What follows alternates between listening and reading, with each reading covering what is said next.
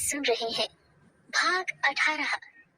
अगले दिन सुबह जब गुलाबो कमरे से निकलकर नहाने के लिए गुसलखाने की तरफ बढ़ती है तो पार्वती मौका देखकर उसके कमरे में बिस्तर के नीचे से वो लाल कपड़े में बंद नींबू निकाल लाती है और गेहूं के दानों की लाल पोटली के साथ अपने पास छिपा कर रख लेती है। थोड़ी देर में मनोहर लाल वहां आकर पार्वती से दोनों पोटली लेकर अपने गंतव्य की ओर चले जाते हैं। एक छोटा सा लेकिन दिखने में दिव्य स्थान जैसा वो घर, जहाँ हर वस्तु बड़े करीने से अपनी जगह पर यथावत रखी रहती है। बाहर कमरे में चारों तरफ दीवारों पर हनुमान जी की तस्वीरें लगी रहती है। नीचे जमीन पर सफेद छत, साफ सुथरे गद्दे बिछे रहते हैं। पास ही कोने में एक स्टूल पर सुगंधित धूप बत्ती जलती रहती है, जिससे वो पूरा माहौल अपने में एक पवित्रता समेटे हुए महकता रहता है। वो घर जो दिखने में एकदम सामान्य किंतु असीमित विलक्षण धार्मिकता का एहसास कराते हुए, जहाँ पहुंचकर कोई भी असीम शांति का अनुभव किए बिना नहीं रह पाए। मनोहर लाल वहां जाकर चप्पल बाहर उतारकर कमरे में गद्दे पर बैठ जाते हैं। सामने एक साधक हाथ जोड़े हुए खड़ा रहता है। आप आराम से बैठिए, गुरुजी अभी पूजा में है, थोड़ी देर में आपसे भेंट करेंगे। आप वही है ना जो कल भी आए थे? गुरुजी ने आपको जो सामान दिया था ठीक वैसा ही करके आप ले आए या नहीं? साधक मनोहर लाल से पूछने लगता है। मनोहर लाल हाँ में सर हिलाकर आराम से बैठ जाते हैं। थोड़ी ही देर में करीबन 70-75 साल के सफेद वस्त्र धारण किए एक सात्विक सभ्य बुजुर्ग बाहर कमरे में आकर मनोहर लाल से नमस्ते करते हुए आकर उनके समक्ष बैठ जाते हैं। उनको देखते ही मनोहर लाल उनके चरण छूकर अपने साथ लाई हुई दोनों पोटलियां उनके सामने रख देते हैं। गुरुजी राम सेवक शास्त्री उनको इशारे में अंदर बुलाकर साधक के साथ अंदर पूजा घर में चले जाते हैं। बुरी तरह से बेचैन मनोहर लाल इशारा पाकर शीघ्रता से अंदर चले जाते हैं। अंदर पूजा घर का भक्तिमय वातावरण उनकी बेचैनी बहुत हद तक ठीक कर देता है। वो बड़ी आशा लिए गुरुजी राम सेवक शास्त्री के समक्ष जाकर आसन पर विराजमान हो जाते हैं। आंखें बंद करके वो ध्यान लगाते हैं। मनोहर लाल उनके समक्ष बैठे हुए बड़ी तन्मयता से ध्यान मग्न गुरुजी को देखकर उत्सुकता से भर जाते हैं, पर उनके लिए एक एक पल निकालना जैसे एक एक बरस समान होता जा रहा था। रह रहकर उनके मन में अनजानी आशंकाएं जन्म लेने लगती है। कुछ समय तक ध्यान लगाने के बाद गुरुजी उन दोनों पोटलियों को खोलकर सामने रखते हैं।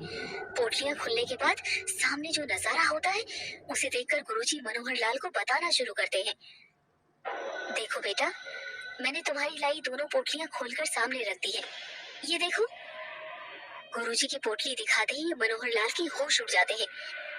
नींबू दो हिस्सों में बटा हुआ पूरा काला पड़कर एकदम सड़ चुका था और गेहूं के दानों का भी यही हाल था। बाद में गुरुजी उस नींबू को बीच में से काटते हैं। मनोहर लाल को उस कटे हुए नींबू में से एक बालों का गुच्छा निकाल कर दिखाते हैं, जिसे देखकर मनोहर लाल का आश्चर्य दुगना हो जाता है। ये क्या गुरुजी, ये तो पूरा सेगा नींबू था ना, फिर इसमें ये बालों का गुच्छा कैसे आया और ये सड़ कैसे गया? मनोहर लाल नींबू को गौर से देखते हुए गुरुजी से प्रश्न करते हैं। हाँ, ये पूरा साबुत नींबू ही था जो एक ही रात में सड़कर पूरा काला पड़ गया है। इसे हमने तुम्हारे सामने ही काटा है। इसे काटते ही इसमें से बालों का गुच्छा निकला। इसका आशय समझते हो? मनोहर लाल की आंखों में देखते हुए वो गुरुजी बोले। मैं मूर्ख भला क्या जानूं गुरुजी, बस इतना समझ गया हूँ कि संकेत अच्छे नहीं हैं। बाकी आप बताएं। देखो बेटा, मैं तुमको डराना नहीं चाहता। सबसे पहले मैं ये बता दूं कि ये दुनिया ईश्वर रचित एक ऐसी रचना है जिसमें सात्विकता है तो तामसिकता भी है, पुण्य है तो पाप भी विराजमान है, अच्छाई है तो बुराई का भी अस्तित्व है। ये दोनों दुनिया एक दूसरे से बिल्कुल अलग है। इनकी अपनी अपनी शक्ति और साधनाएं होती है, पर जब ये दोनों दुनियाएं आपस में टकराती है तो अनर्थ होता ही है, विनाश होता ही है। परंतु जो सात्विक, शुद्ध और ईश्वर में अखंड विश्वास रखते हैं, अपने धर्म पर विपरीत परिस्थिति में भी अड़िग और तटस्थ रहते हैं, उनका ज्यादा कुछ नहीं बिगड़ता। अंत में वो जीत धर्म की ही होती है। ऐसा इंसान कुछ समय के लिए हैरान परेशान अवश्य होता है, पर ईश्वर उसका कुछ बिगड़ने नहीं देते। मनोहर लाल गुरुजी की बातें बड़े ध्यानपूर्वक सुनते रहते हैं। गुरुजी अपनी बात आगे बढ़ाते हुए बोलते हैं। इस सड़े हुए नींबू में से जो बालों का गुच्छा निकला है वो कोई अच्छा संकेत नहीं है। तुम ठीक समझे थे। हमने तुमको ये चीजें दी थी इसीलिए कि हम पता कर सके उस घर में कोई नकारात्मक ऊर्जा तो नहीं। और ये तो बात हम पहले ही समझ चुके थे जब तुमने कल आकर वो सारी घटनाएं हमें बताई थी। पर हम किसी ठोस नतीजे पर पहुंचना चाहते थे। लेकिन इतना तो हमने भी नहीं सोचा था कि बात इतनी ज्यादा चिंताजनक होगी। गुरुजी कुछ गंभीर होते हुए मनोहर लाल से बोले। चिंताजनक? मनोहर लाल आश्चर्य से उनसे पूछते हैं। हाँ बेटा, नींबू जो सड़कर काला पड़ गया, ये तो इस बात को दर्शाता है कि निसंदेह उस घर में कोई नकारात्मक शक्ति विद्यमान है। लेकिन जो ये बालों का गुच्छा भी इसमें से निकला है, वो इस बात की ठोस पुष्टि करता है कि वो कोई साधारण नकारात्मक शक्ति नहीं, बल्कि एक प्रबल शक्तिशाली ऊर्जा है। और वो अकेली नहीं, उसके साथ और भी काली नकारात्मक शक्तियां उस घर में विचरण कर रही हैं, जिन्होंने उस घर की पूरी पवित्रता नष्ट कर दी है।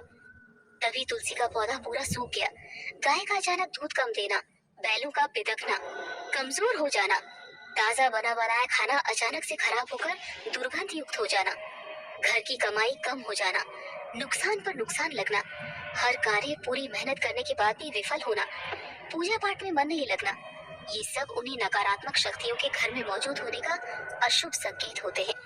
घर में सुख शांति नहीं रहती, कोई ना कोई बीमार रहने लगता है। साधारण मनुष्य इन सबको समझ नहीं पाते और इसे अंधविश्वास मानकर बैठे रहते हैं। इस विज्ञान के युग में बहुत से अनसुलझे प्रश्नों के उत्तर तो मिल गए हैं, पर अभी भी कई ऐसे प्रश्न यथावत खड़े हैं जिनकी गुत्थी विज्ञान अभी तक नहीं सुलझा पाया है। जब अंधकार होता है तो हम उसे दूर करने के लिए प्रकाश की व्यवस्था करते हैं, पर उससे अंधकार दूर नहीं होता, बल्कि एक सीमित दायरे में प्रकाश फैल जाता है। लेकिन उस प्रकाश की सीमा रेखा के बाहर, उस अनंत अंधकार में कई ऐसे रहस्यमयी चीजें, कई नकारात्मकताएं, बुरी आत्माएं विचरण करती रहती है, जिनका या तो सही तरह से अंतिम संस्कार ना हुआ हो, या वो तड़प तड़प कर अधूरी इच्छाएं लिए मरी हो। किसी की अनायास ही मृत्यु हो गई हो, जिसे हम अकाल मौत भी कह सकते हैं, या फिर कुछ बुरे लोग जो सारी जिंदगी पाप कर्म में लिप्त रहे हों। ऐसे लोग मरने के बाद भी इस दुनिया से अपना मोह नहीं छोड़ पाते और किसी न किसी रूप में वापस आना चाहते हैं। हमारी दुनिया के समानांतर भी एक दुनिया चल रही है, जिसमें यही सब नकारात्मक शक्तियां विद्यमान रहती है। जब मनुष्य उनके संपर्क में आता है, तो वे उससे अपनी अधूरी इच्छाएं, लुलुपताएं ढूंढने लगती है। उनके द्वारा वो इस सभ्य समाज में आकर वो सब कृत्य करने लगती है, जो साधारणतः हमारे समाज के लिए एक रहस्य बने हुए हैं। फिर अनहोनी घटनाएं घटने लगती है। वो अपनी मौजूदगी का एहसास कराने के लिए ऐसा करती है। इनको यदि समय रहते निकाला न जाए तो ये दिन प्रतिदिन बहुत उग्र होने लगती है। अनहोनी बातें नित्य घटित होने लगती है। गुरुजी बोलते जाते हैं और मनोहर लाल खामोशी से सब कुछ सुनते जाते हैं। उत्सुकतावश वो दोबारा प्रश्न करते हैं गुरुजी से। पर गुरुजी, फिर भगवान की पूजा करने का क्या उद्देश्य? जब ये सब एक अच्छे पूजा पाठी व्यक्ति के साथ भी हो तो भगवान को स्वयं अपने भक्तों की परेशानी दूर करनी चाहिए। भगवान के होते हुए भी इस तरह दर दर भटकना रहता है, आखिर क्यों? बेटा, एक बात बताओ, जब आपको आपके किसी काम से कोई परेशानी आती है तो आप संबंधित व्यक्ति या विभाग को बोलते हैं, या सीधा उठकर प्रधानमंत्री या राष्ट्रपति को चिट्ठी लिखते हो? मनोहर लाल निरुत्तर होकर उनकी बात सुनते रहते हैं।